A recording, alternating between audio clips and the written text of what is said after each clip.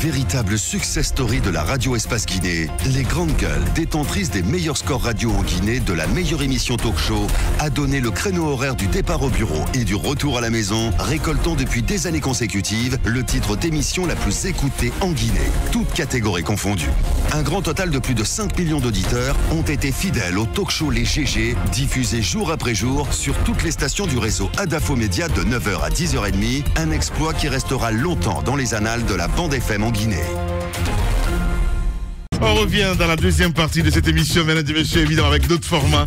Vous le voyez, grand merci d'ailleurs à Jenab Kamara, chef de cabinet du département, qui nous offre ça en live. Merci à vous tous à l'international. Officiellement, c'est la rentrée scolaire et universitaire, donc ce mercredi 3 octobre en Guinée. Une rentrée qui intervient dans un contexte particulièrement tendu, le dit Titi. Le SLEG qui réclame un salaire de base de 8 millions de francs guinéens en faveur des enseignants guinéens. Appel à partir d'aujourd'hui, donc une grève générale et illimitée sur toute l'étendue du territoire national. Par ailleurs, à nouveau, pas l'ombre d'un seul bachelier dans les universités privées qui continuent de croire à une volonté de pouvoir de les éteindre progressivement.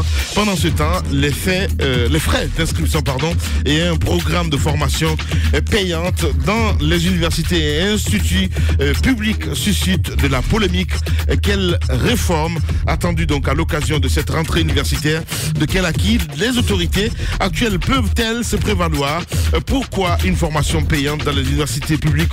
On continue le débat avec le ministre, avec nous dans ce studio qui n'est autre que Monsieur Abdoulaye Yoro Baldé, il faut le rappeler, ministre de l'enseignement supérieur, de la recherche scientifique. Le temps de continuer avec quelques auditeurs Mafoudia sur notre plateforme avant de continuer l'interview, évidemment. Alors, avec cette réaction du côté de Nzéré Koré. Bonjour les GG, c'est Suleiman Konaté, du Breka plutôt, pour un gouvernement sérieux et soucieux du devenir de la nation.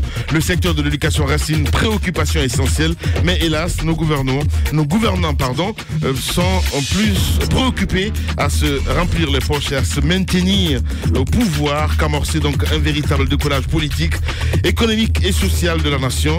Un Mansa qui veut détruire son pays, il commence par s'attaquer donc au système éducatif. C'est un auditeur qui nous envoie ce message. On continue le débat Mafoudia. Alors, avant la pause, monsieur le ministre, on parlait des frais d'inscription qui sont désormais élevés et vous expliquiez pourquoi cette augmentation. Mais ma question, est-ce que vous ne mettez pas les charrues avant les bœufs? Parce que vous parliez de bibliothèques, des recherches en ligne, et on sait aujourd'hui, il y a des universités qui ne répondent pas à tous ces critères. Comment est-ce que vous pouvez expliquer ça aux étudiants? C'est-à-dire, l'argent là, comment est-ce que vous allez l'utiliser au début? Parce que quand on sait qu'on va payer, mais on ne va pas forcément bénéficier dès le départ de tous les avantages inclus dans ces frais. Déjà, au même moment, est-ce que ce n'est pas une augmentation de trop? Beaucoup dans l'opinion estiment que vous aurez pu procéder de manière graduelle. C'est-à-dire que en passant de 15 000 à 45 000 ou à 100 000, mais passer de 15 000 à 250 000 tout de go, c'est quand même, ça fait débat dans l'opinion. Déjà, il y a l'assurance maladie qui va entrer en vigueur. Ok. Et le livret universitaire également, la carte la biométrie également. Donc tout ça, c'est immédiatement. Mais comme je dis encore, nous venons cette année. Et prenez le budget des 3 ministères de l'éducation. C'est pratiquement près de 15% du budget national. Alors que les normes ailleurs, parce que ce qui devait être, c'est au moins les 30 à 40%. Le gap est grand. Ouais. Moi, j'ai étudié en Côte d'Ivoire où je suis né. À l'époque, c'est 40% du budget. On voit le résultat aujourd'hui. Oui. Parce que, comme l'a dit un auditeur, si tu veux détruire un pays, c'est pas les bombes, c'est l'éducation. Ça a été aussi dit par un enseignant en Afrique du Sud, où d'ailleurs, c'est $3,000, hein, on paye, n'est pas à leur niveau. Au Ghana, à côté, c'est encore presque dans les mêmes environs. Mais depuis tout ce temps que vous êtes à la tête du département, mais nous avons été interpellés. Il faut aller pas à pas. On ne peut pas tout faire en même temps. Il y a plusieurs chantiers. Si vous connaissez la crise profonde du système éducatif, je pense que vous allez nous tirer le chapeau, parce qu'il faut aller pas à pas. On ne peut pas d'un seul coup ouvrir plusieurs fronts, comme on le dit dans le langage. Mais comment comprenez-vous aujourd'hui, parce que les recteurs, on les a écoutés, quand je dis les recteurs, les propriétaires d'université, entre autres Ousmane Kaba. Ah, je vous parlais du privé alors, vous parlez du privé. Oui, je parle du privé. Non, mais je pensais qu'on parlait toujours des inscriptions. Ok, je viens au privé, les formations payantes dans le public, n'est-ce pas? Je vais vous faire l'historique. Et je vous donne cet arrêté qui a été signé en 2001 par le doyen Eugène Camara, qui institue les formations payantes dans les universités publiques. Ouais. Donc ça fait 17 ans que ça se fait. Ça n'a pas commencé cette année, ça n'a pas commencé l'année dernière. Mais qu'est-ce qui s'est passé? Nous avons constaté qu'il y a un peu d'abus et il y a une certaine concurrence déloyale vis-à-vis des universités privées. L'année dernière, par exemple, Symphonie a pris plus de 1000 étudiants en formation payante. J'ai convoqué le recteur de l'époque dans mon bureau pour dire que ce n'est pas normal. Et il m'a dit que c'est le responsable de la solidarité qui n'a pas suivi les instructions et celui-là a été suspendu pendant un moment. Et cette année, j'ai eu plusieurs discussions formelles et informelles avec des responsables d'universités privées qui disent qu'il faut nous aider à pouvoir continuer à fonctionner. Nous sommes ministres, notre ministère s'occupe et de l'enseignement public et de l'enseignement privé. Ils ne seront pas laissés de côté, je l'ai répété 1000 fois. Le rôle du privé, l'enseignement privé dans un pays est important. On le voit partout, parce que l'État ne peut pas tout faire. Donc, nous avons décidé en ce moment de pourquoi nous sommes partis à 3 millions. Les gens payent 1,5 million. 1,5 million, ça veut dire que tout le monde a accès, pratiquement. Alors que, par ailleurs, l'enseignement privé facture en moyenne aux alentours de 2,5 millions. Donc, ça fait une concurrence déloyale. Donc, cette année, on a dit, personne en dessous de 11 n'ira en formation payante dans une université publique, qui ont le droit de le faire. Je vous ai dit, le texte est là, qui a été signé depuis 2001 par le doyen Eugène Camara. Donc 11 de moyenne, la plupart des bacheliers, la majorité, près de 54%, sont aux alentours de 10. Ça, c'est un. Deuxièmement, le nombre de places est limité. Et je crois que j'ai entendu l'un de vos journalistes la dernière fois qui disait que c'est des classes à part. Non, c'est pas vrai.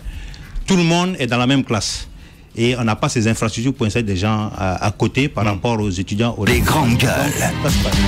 Et enfin, on a dit, pendant le conseil élargi de cabinet qui regroupe à la fois l'enseignement supérieur public, l'enseignement supérieur privé, les représentants étaient là, dont le vice-président de la CRESUP, qui représente l'enseignement supérieur privé, et nous ont pratiquement applaudi parce que on leur permet aujourd'hui de pouvoir recruter. Parce qu'à 3 millions, ce n'est pas tout le monde qui va aller s'inscrire dans les universités publiques et les filières sont limitées. À Gamal, par exemple, c'est biomédical et MIAGE où l'État n'oriente pas d'ailleurs.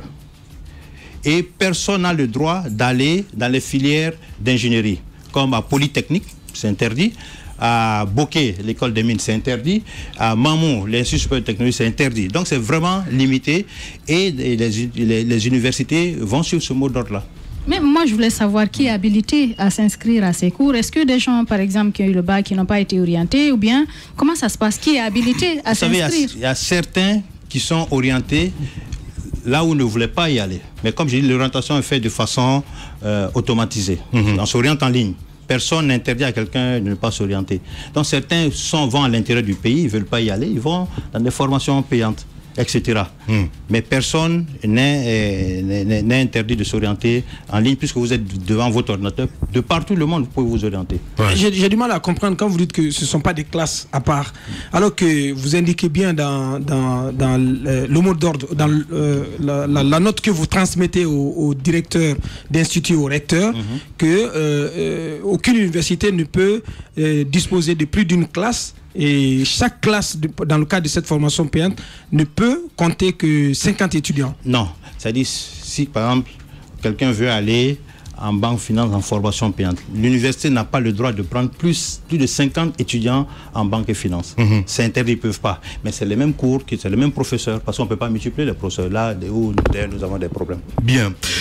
Alors comment vous comprenez la réaction des fondateurs d'universités privées qui crient à la concurrence déloyale? Bon, je suis un peu étonné parce que vous venez à une réunion, un conseil élargi et qui concerne tout le monde.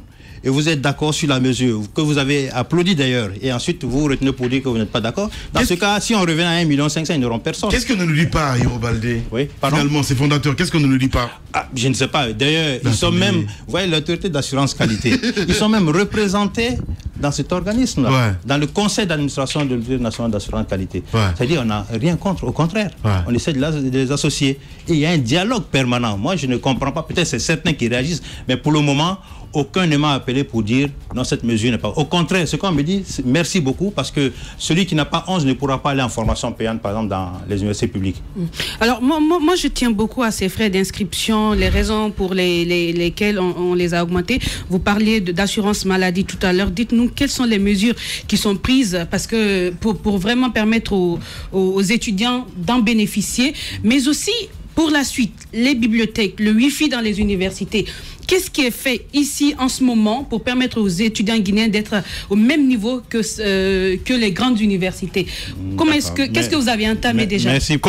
Merci pour votre question. D'abord, ça concerne que les nouveaux entrants. Hein. Les anciens continuent à payer la même chose qu'à ce que ça sort. Donc, c'est les nouveaux, les premières années, ceux qui rentrent en première année. Mais tous ceux qui sont en deuxième, troisième ou quatrième année continuent à payer comme avant.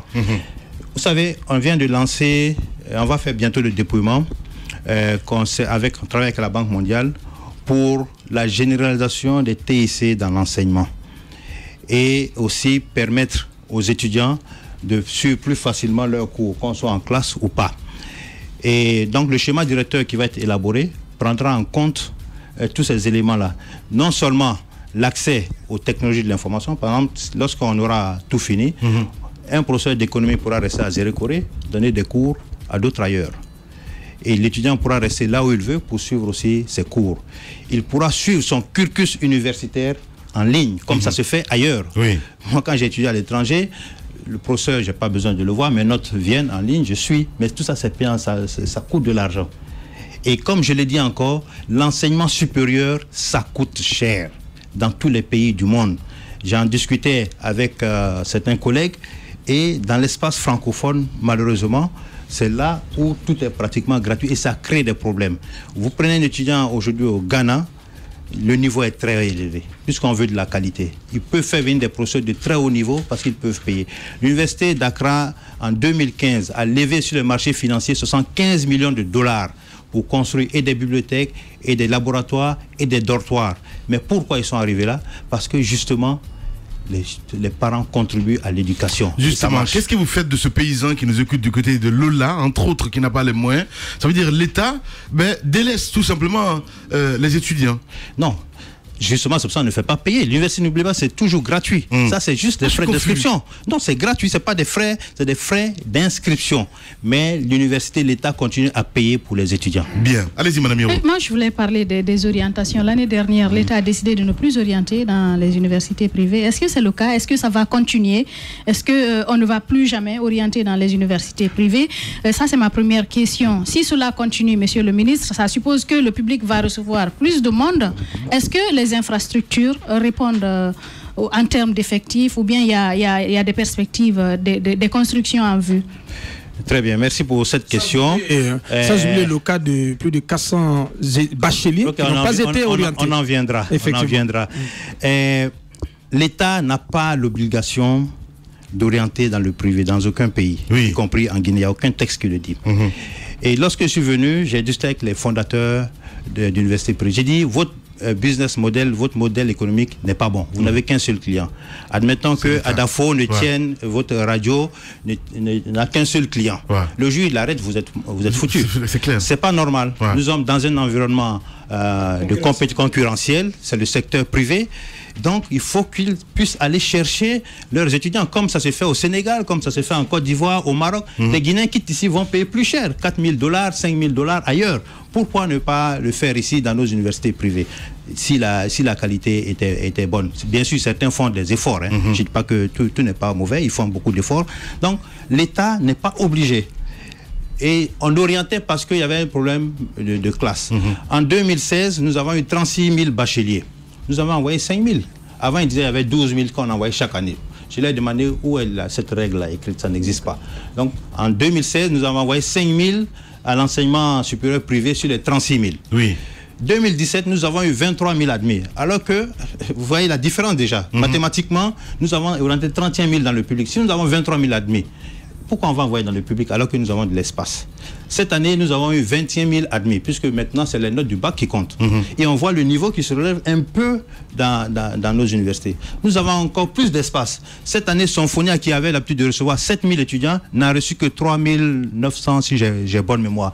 Cancan a reçu également la même chose, alors qu'ils recevaient plus de 5 000 étudiants. Kindia recevait près de 4 000 à 5 000 étudiants. Ils ont reçu cette année 2 800 ou 2 900, etc., etc. Bokeh, puisque pour aller dans les écoles de mines et d'ingénierie, c'est 14 de moyenne minimum, et les places sont limitées. Bokeh, pour 60 places, n'a reçu que 54 étudiants. L'école de journalisme aussi, là aussi, on a mis la barre haute, mention assez bien minimum. Ils ont reçu que 30 et quelques étudiants. Donc, nous voulons aller vers l'excellence. On ne peut pas bâtir un pays en disant tout le monde doit aller à l'université. Et je rappelle aux gens, plusieurs chemins mènent à l'université. Dans certains pays, même les plus développés, beaucoup vont d'abord à l'enseignement technique et professionnel. Ils travaillent, après ils repartent à l'université, ce qui leur donne un pouvoir, ils capitalisent les grandes gueules. Lorsqu'ils vont sur le marché du travail, ils sont tout de suite pris. Donc, allons dans ce sens-là, allons vers la qualité, et nous avons les infrastructures, puisque Symphonia, il y a eu des constructions à Gamal, c'est toujours en cours, l'Abbé, il y en a eu aussi à Kindia, etc. Nous avons de la capacité pour accueillir. Et le président a décidé que chaque année maintenant, on va essayer d'accroître les infrastructures des universités. N'oubliez pas que de 2008 à maintenant, nous avons envoyé, en tout cas les fonds aux universités privées sont de l'ordre de 1500 milliards. Alors qu'on aurait pu construire avec des infrastructures. Alors, c'est important ce qu'il dit là, parce que moi, à entendre tout ça, j'ai mal à la tête ce matin. Je sais que c'est un business dans le département en ce qui concerne l'orientation de ces bacheliers. Aujourd'hui, j'ai écouté certains fondateurs à dire que on nous a un petit peu enlevé notre banane dans la bouche. Vous le savez très bien que ça existe, monsieur le ministre. Quand vous avez fait le recensement de ce côté-là, quel était le constat justement, parce que c'est important? Bon, il y a eu beaucoup de fictifs. Oui. Et d'ailleurs, c'est ces ressources économisées sur les fictifs que nous allons prendre. Et quelles sont les universités concernées? Vous êtes c'est toutes les universités. Sauf que vos données avaient été contestées. Toutes les universités. Oui, mais la réalité est là aujourd'hui. Oui, mais allez voir, la réalité est là. Il faut le reconnaître. Les chiffres qui ont été sortis, qui ont été mis sur la place publique par le ministère, avaient été contestés par les c'est leur droit. C'est leur droit de contester. Je comprends très bien, monsieur le ministre, mais c'est tellement important la question, à savoir quelles sont les universités concernées, parce que quand vous dites que c'est toutes les universités, y compris même publiques aussi. Okay. Il y avait des fictifs dans les universités publiques aussi. Donc c'est pas le privé seulement on a fait. Hein. Et ça, c'est le business entre les fondateurs et le département. Bon, ça, je ne sais pas. Hein. Non, ça, monsieur le ministre, vous ne savez pas. Mais attendez. Ce que je sais, on a fait la biométrie.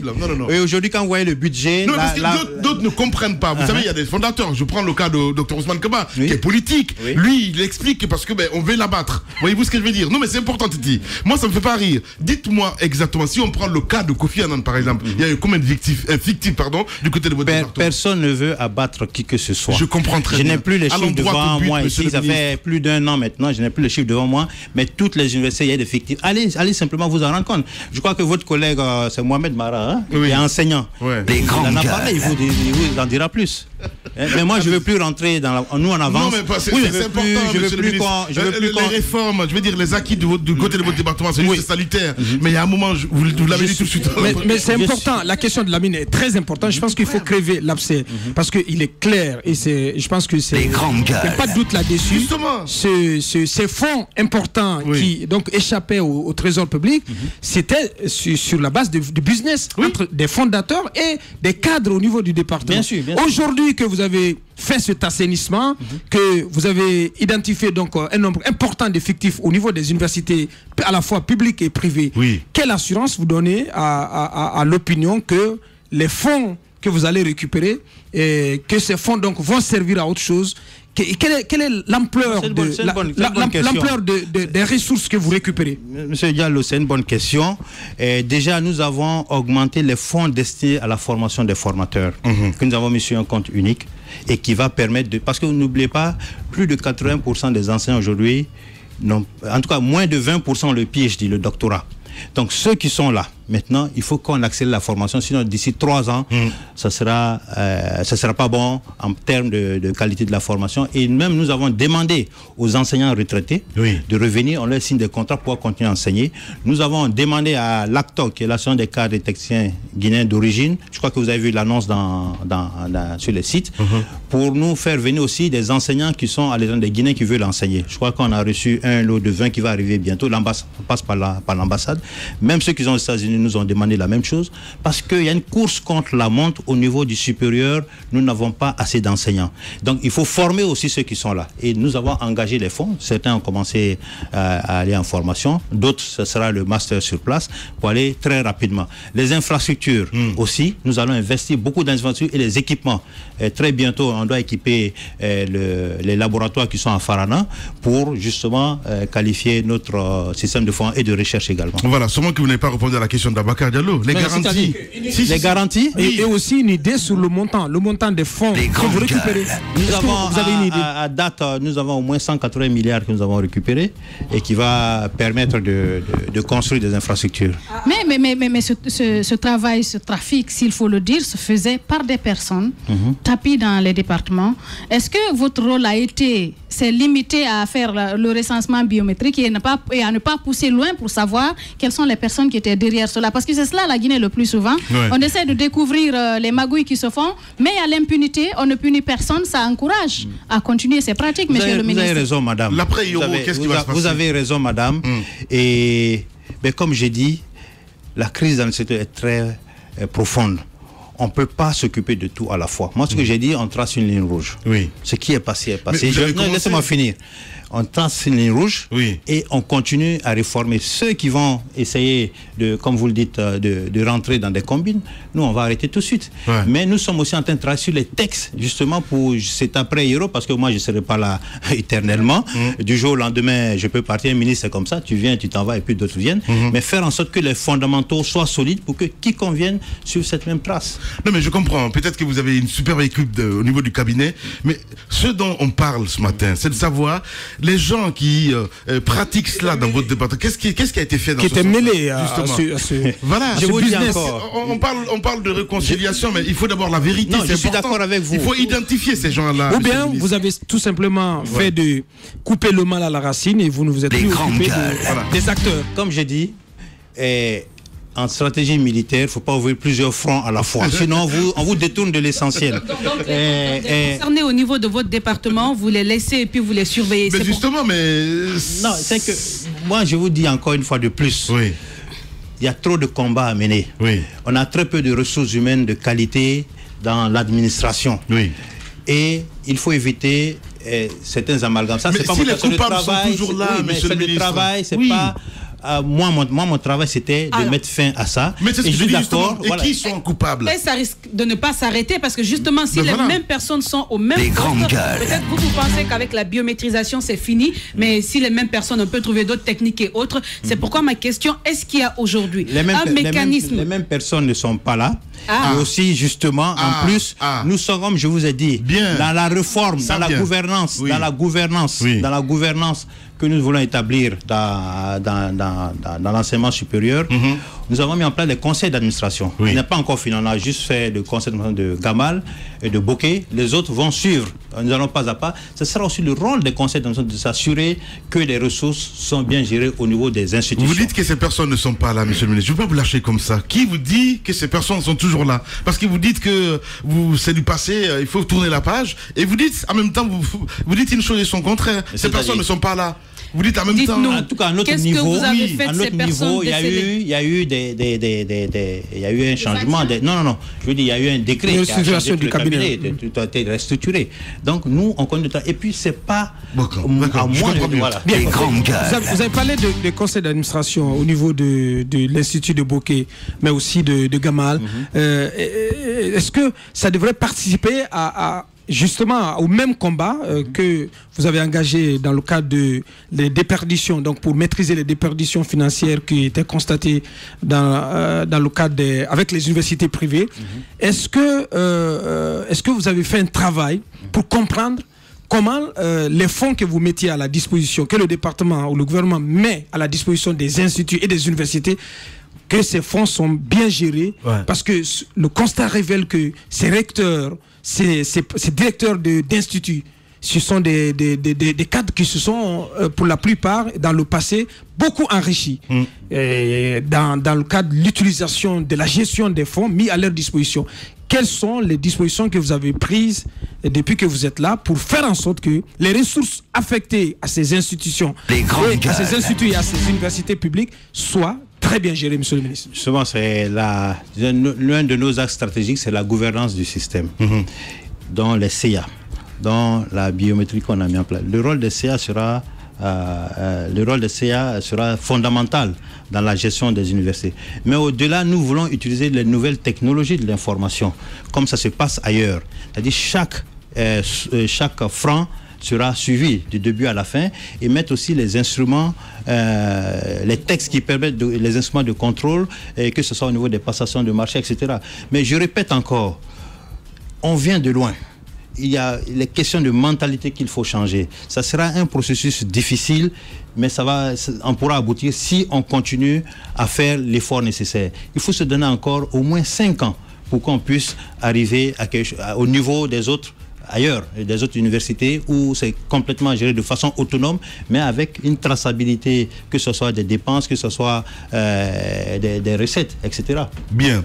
Le ministre Abdoulaye Yoro Baldé, ministre de l'Enseignement supérieur et de la Recherche scientifique, notre invité ce matin. Allez-y, Mafoudia. Alors, est-ce qu'il y a eu des réformes cette année au niveau du nombre d'étudiants par classe, quand on sait que des fois ils sont très nombreux, et évidemment, ça ne permet pas, c'est pas un meilleur cadre pour apprendre.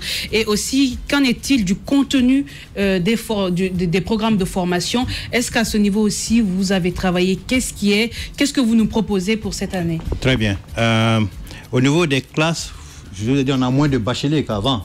Donc, c'est sûr, logiquement, les effectifs vont être réduits dans beaucoup de classes. Maintenant, concernant les programmes, nous travaillons là-dessus. Et les anciennes classes où il y avait pléthore? Mais comme les gens sortent, qui sortent de l'université, donc au fur et à mesure que ça sort. C'est pas comme si c'est la dernière année seulement qui est concernée. Les grandes gueules. Je veux dire que l'année dernière, on a eu moins de bacheliers. On avait 36 000, on a aujourd'hui 23 000.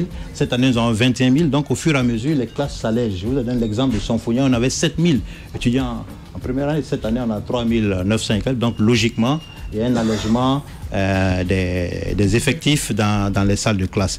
Maintenant, concernant les programmes, vous savez, on a mis dans cette réforme-là, quand il y a eu l'audit organisation du ministère, nous avons créé l'Autorité nationale d'assurance qualité, qui a travaillé sur les référentiels et aussi tous les programmes. Parce qu'il faut les adapter aux réalités de notre économie, mais aussi de l'économie mondiale. Et c'est à ce titre que nous avons engagé des discussions avec le secteur privé. Oui. Récemment, nous avons eu un déjeuner de travail puisque nous avons créé une filière transport logistique à Sonfonia. Nous avons une réunion avec les grands logisticiens du pays comme Bolloré, Maes, MSC, UMS, Total et d'autres aussi, je crois, très bien, si je manque non, pour leur demander de contribuer à la formulation de ce programme. Il y a une réunion qui est prévue, je crois, aujourd'hui, avec leurs représentants, pour justement discuter de ça, et prendre aussi les étudiants en stage, et qu'à la fin de leurs études, ils puissent être opérationnels tout de suite. On l'a déjà fait avec l'une des banques de la place, toujours en banque finance, la filière banque finance de Sonfonia, et nous allons l'étendre à toutes les banques. Et d'ailleurs, on viendra vers vous, les médias, pour l'école de journalisme de Kountia, pour voir qu'est-ce que peut être votre apport dans la formulation des programmes et des normes dans ce domaine-là. Donc, on est en train de faire chaque domaine, ça c'est après l'école des ingénieurs aussi. Les mines, c'est déjà fait pratiquement, puisque quand vous prenez le conseil même d'administration de Bokeh, il y a 4 miniers qui y sont. Gamal, il y a 3 privés, dont tous les présidents des conseils d'œuvre du privé. Gamal, c'est le DG de Total, et ça sera ainsi pour toutes les universités. Donc, nous essayons de cadrer à la réalité du terrain pour que nos étudiants aient la meilleure formation possible et créer des filières professionnelles. Nous l'avons même fait aussi en santé, en ce qui concerne la diabétologie, avec le professeur Nabi, et des étudiants venant de l'Afrique sont dans ces programmes-là. Bien. Allez, des réactions des auditeurs, monsieur le ministre, avant de continuer avec madame Yoro. Monsieur le ministre, on sait avec l'Institut Géomine qu'il y a un manque de tout en matière d'infrastructure. Qu'est-ce que vous faites de ce côté? C'est la question posée par l'auditeur. Malheureusement, c'est venu un petit peu en compte-goutte. Il y a d'autres questions aussi. D'autres questions aussi, je crois, d'un enseignant. Bonjour, monsieur le ministre. Comment comptez-vous valoriser... Si on peut répondre question par question. Oui. Celui de Bokeh, déjà. Il s'inquiète un petit peu par rapport au jeu de Bokeh, hein, c'est bien oui, cela. Bokeh, qui manquerait d'infrastructures. Ouais.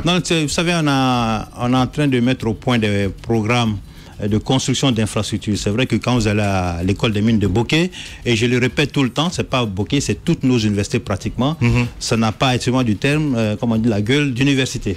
Donc il faut que on puisse construire des infrastructures dignes de ce nom, et nous allons le faire un peu partout. En tout cas, c'est dans notre plan, dans notre programme. Donc, Ibrahim Adjari qui pose cette question. Bonjour Monsieur le Ministre, comment comptez-vous valoriser l'enseignement supérieur alors que les laboratoires ne sont pratiquement pas équipés pour permettre aux enseignants de faire des recherches pour publier à l'international. C'est le cas du labo de technologie alimentaire de Gamal. Monsieur le ministre, où en est-on avec l'application de l'arrêté portant sur les différentes primes de grade des professeurs, maîtres de conférences et maîtres assistants? Ibrahim, il y a deux questions. Il a raison pour les laboratoires. Oui. Nous sommes tout à l'heure, je vous ai dit pour Farana, par exemple, nous allons équiper 2 laboratoires déjà sur 4. Bokeh vient de bénéficier d'équipements de laboratoires. Et Gamal aussi, nous sommes en train de renouveler 3 laboratoires. Nous avons bénéficié d'équipements de labo, je crois en microbiologie. Et donc ça, c'est en cours. Le CERFIC que nous venons, le centre de recherche en épidémiologie, le CERFIC près de la faculté de médecine qui est achevé aussi. Et nous avons le laboratoire intermédiaire de l'Institut Pasteur au sein de Gamal qui est achevé, où on pourra faire des recherches de très haut niveau en attendant la construction de l'Institut Pasteur lui-même à l'intérieur aussi de Gamal. Il y a des projets et des programmes en cours, mais je le répète encore, de là nous venons, on ne peut pas tout faire en même temps. Mais nous sommes, les plus importants, nous sommes sur cette voie-là. Et comme je dis, les économies réalisées vont nous permettre d'équiper petit à petit nos laboratoires et institutions. Et il y a cette question que je vous avais... L'arrêté. Oui, l'arrêté, justement. Ça vous souvenez très bien, à l'époque, on a dû retirer l'arrêté parce que certains assistants disaient qu'ils n'étaient pas concernés. Mais dans tous les cas, nous comptons voir de quelle manière revaloriser la situation des enseignants. Et nous sommes au moins au niveau des heures supplémentaires, l'encadrement des thèses, que ce soit en master ou en doctorat, revaloriser ces primes-là, y compris les primes d'enseignement des enseignants qui se déplacent d'une université à une autre, aussi les valoriser pour donner du... Mais nous avons des programmes plus importants que je ne vais pas dévoiler ici, lorsque nous aurons les ressources, en tout cas pour faire en sorte que les enseignants et toutes les personnes d'encadrement soient dans les conditions meilleures pour faire leur travail. Allez-y, Madame Hiro. Il y a cet étudiant qui pose cette question. S'il vous plaît, demandez au ministre Hiro pour nous, les étudiants ayant eu des problèmes de transfert de Kofi Annan pour la faculté médicale de Gamal, car il ne parle plus de nous, s'il vous plaît. Actuellement, nous sommes sans situation. Oui, ils ont été orientés à Kofi ou à la source en médecine.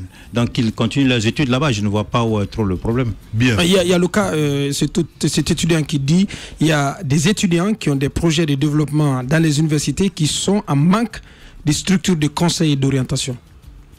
Très bien, ça c'est aussi intéressant et je crois que c'est la chef de cabinet qui est chargée de ce programme d'instituer les business labs dans les universités, et il y a aussi des discussions avec justement même la PIP, avec la PIP pour mettre des business labs dans les universités et aider les étudiants à monter des projets. Et ça c'est fondamental pour nous parce que on peut être étudiant, ne pas s'attendre à avoir un emploi, mais créer son propre emploi. Et c'est un programme qui est aussi en développement. Bien. Eh bien, bien sûr, on va essayer dès que ça sera sur place. D'ailleurs, Mamou, Valais, qu'on fait avec, comment ça s'appelle, Diatrofa, pour les tablettes. Parce qu'on veut plus tard monter les tablettes à Mamou, mais aussi créer un écosystème où les gens peuvent venir sur place, s'installer et développer des modules dans tous les domaines. Et d'ailleurs, il y a une équipe de l'école de Mamou qui est en train de développer un logiciel qui va permettre de contrôler les présences sur place en classe. Bien. Allez, il me faut la dernière question. Alors, il y a la situation des étudiants au niveau des universités, surtout à l'intérieur du pays. C'est vrai, ils perçoivent leur pécule, mais après, apparemment, c'est très compliqué. Ce sont pour beaucoup des étudiants qui risquent de mourir de faim. Qu'est-ce qui est fait pour améliorer les choses de ce côté? Après, la deuxième question, vous allez peut-être me dire que ça ne vous concerne pas parce que c'est du côté de la présidence, mais il s'agit des étudiants boursiers à l'extérieur. On a entendu pas mal qui se sont plaints, qui ont pas mal de difficultés. Qu'est-ce que vous savez de leur situation? chaque semaine, il y a des plaintes comme ça. Bon, là, comme ils savent que c'est pas nous qui gérons les boursiers à l'extérieur, on ne reçoit pas ces plaintes-là. Ouais. Je l'apprends. Mais c'est sûr que lorsque j'ai été à Moscou la dernière fois avec une délégation, la question a été posée pour les bourses des étudiants à l'étranger. Ces bourses étaient au niveau du département avant. Avant, mais depuis 2012, ce n'est plus à notre niveau. Okay. Donc, il est difficile pour moi d'en parler parce que je ne maîtrise pas tous les contours de cette bourse. Mais je vais en parler à qui de droit pour voir dans quelle mesure on peut ramener cette question-là. Alors, quand même, sur les pécules, une augmentation ou pas, ou qu'est-ce qui est prévu aujourd'hui pour améliorer la situation des étudiants? Il faut que les parents aussi prennent leurs responsabilités. Ouais. Les gens sont prêts à faire des mamaya, excusez-moi du terme, à dépenser des sommes énormes dans des mariages ou dans des baptêmes. Un baptême ici peut permettre de financer toute la scolarité de l'enfant. Et les gens sont prêts à aller s'endetter ou acheter des mèches brésiliennes ou quoi, ou indiennes, 2 millions, 3 millions. Et on est capable de donner le minimum de moyens à notre propre enfant pour s'éduquer. Il faut que les gens arrêtent ça. Rien n'est gratuit dans la vie. Quand c'est gratuit, c'est tellement dangereux. Bien. Ouais, allez, deux questions rapidement sur les infrastructures. Quelle est la situation, quel est le constat global des infrastructures donc au niveau de l'enseignement supérieur? Oui, vous en avez parlé. Concernant les non-orientés, là, déjà. Oui, les non-orientés, c'est vrai. C'est vrai, on oublie. Bon, vous avez orienté parce que vous nous avez tapé dessus. Il y a plus de 400, donc il y a plus de 400 bacheliers qui n'ont pas été orientés. Ça, c'est la première question. Deuxièmement, les infrastructures. Quel est le constat global? Parce que beaucoup d'universités manquent d'infrastructures. Vous avez parlé du cas des infrastructures en construction à Gamal, mais aussi à l'Abbé. On sait que c'est un projet qui est confié à l'entreprise Gicopress. Pourquoi ça ne finit toujours pas, monsieur le ministre? Ça date de très très longtemps. Ces chantiers qui sont ouverts et qui ne finissent pas. Pourquoi? Troisièmement, il y a Salou Bella Diallo, donc, qui est porté à la tête de cette structure d'assurance de qualité, je ne sais pas comment ça s'appelle. Qu'est-ce que vous attendez réellement et comment vous avez accueilli la nomination de cet ancien ministre donc, qui est aujourd'hui éminemment politique? Comment vous avez accueilli sa nomination à la tête? Est-ce que c'est vous qui l'avez proposé?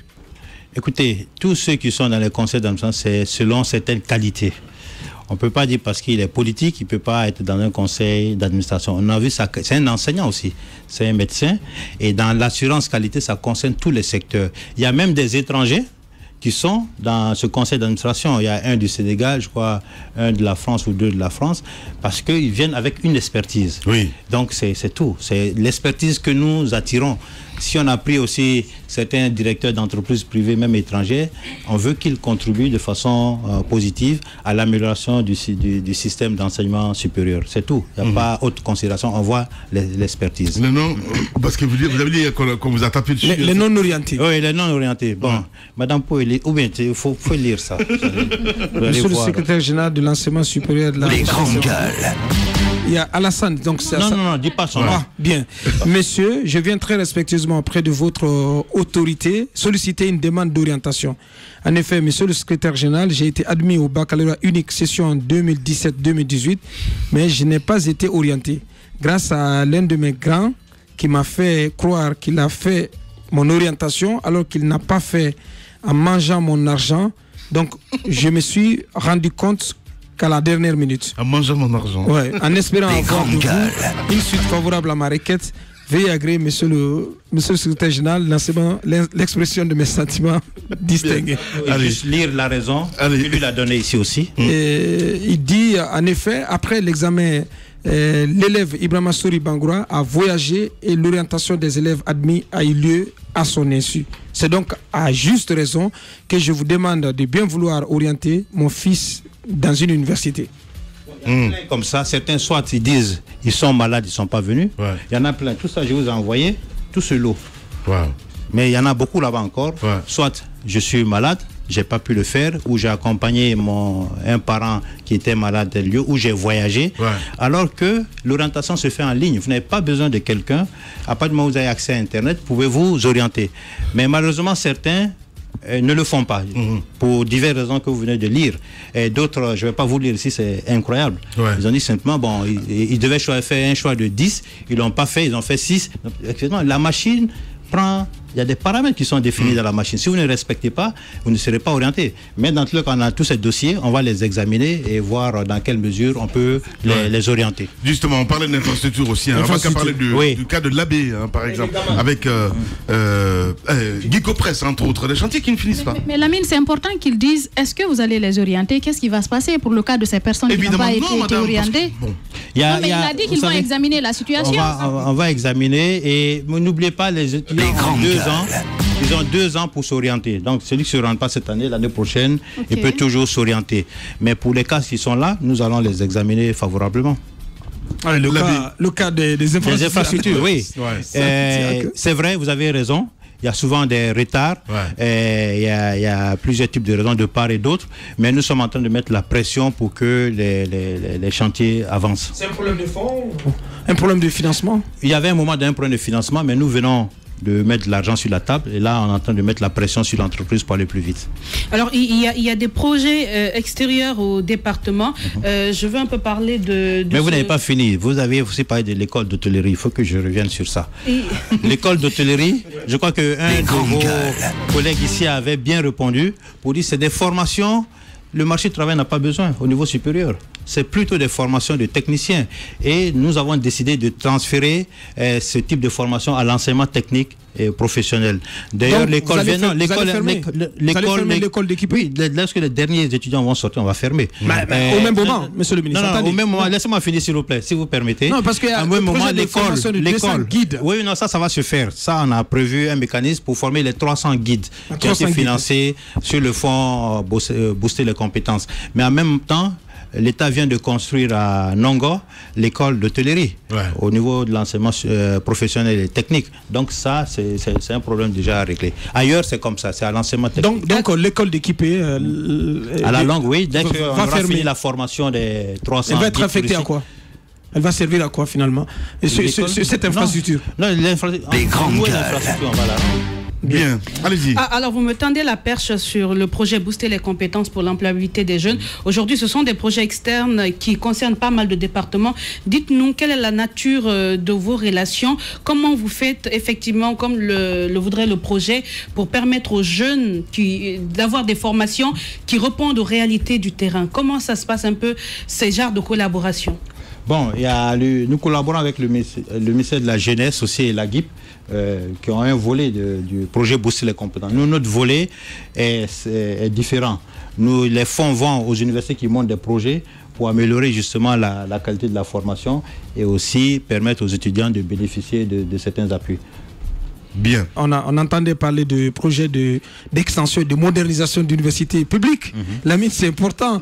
On avait cité le cas de Symphonie avec la coopération chinoise, bien entendu, où nous en sommes aujourd'hui avec ces projets. Bien. Vous savez, il y a une mission qui est arrivée de Chine. Et dans les négociations l'année dernière, vous savez, la Guinée sous-programme le Fonds monétaire. Donc le Fonds monétaire avait accepté que la Guinée puisse faire des prêts non conditionnels, c'est-à-dire des prêts commerciaux, jusqu'à un niveau de 600 millions de dollars. Oui. Mais en temps, il y a eu des urgences qui sont venues comme la voirie urbaine, la route nationale et autres.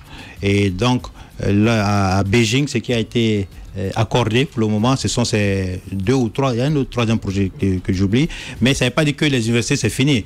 Le ministère des Finances doit aller négocier encore avec le Fonds monétaire pour relever le plafond, pour qu'on puisse prendre en compte ces universités. Mais on va, puisque je vous ai dit qu'on a fait des économies en matière de biométrie, ces fonds-là vont être affectés, par exemple, pour commencer déjà à Cancan, dès que les études seront terminées. Voilà, monsieur le ministre Abdoulaye Yoro Baldé, notre invité ce matin.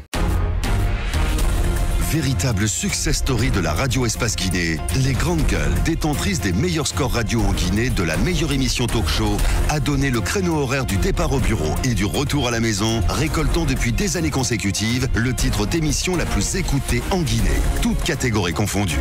Un grand total de plus de 5 millions d'auditeurs ont été fidèles au talk show Les GG, diffusé jour après jour sur toutes les stations du réseau Adafo Média de 9h à 10h30, un exploit qui restera longtemps dans les annales de la bande FM en Guinée.